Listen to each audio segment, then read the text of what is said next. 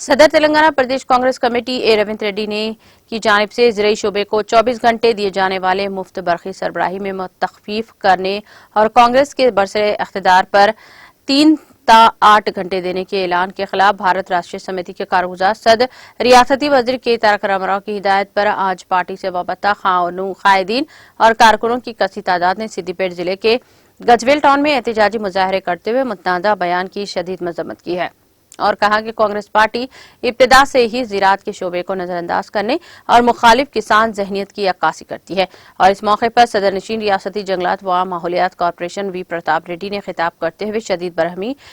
کی ہے اور اے روینت ریڈی سے استفسار کیا کہ آیا متنازع خیالات ان کے اپنے انفرادی یا پارٹی کے ہیں۔ رکن قانون ساز کونسل ڈاکٹر وی یادو ریڈی نے احتجاجی مظاہرے کو مخاطب کرتے ہوئے اے روینت ریڈی سے فوری ریاستی کسانوں اور ریاستی حکومت سے غیر مشروط معذرت خواہی کرنے کا مطالبہ کیا۔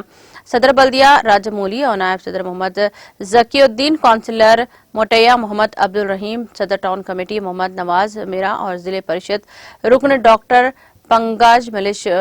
پی ملیشم، صدر مارکیٹ کمیٹی ایم سرینواس، رکن ریاستی حج کمیٹی محمد جعفر خان اور دوسرے قائدین بھی احتجاجی مظاہرے میں شریک تھے۔ ماہرین نے کانگریس پارٹی اور اے روینت ریڈی کے خلاف فلک شگاف نعرے بلند کیے اور کانگریس ہائی کمان کو سخت اور مناسب تادیبی کارروائی کرنے کا مطالبہ کیا۔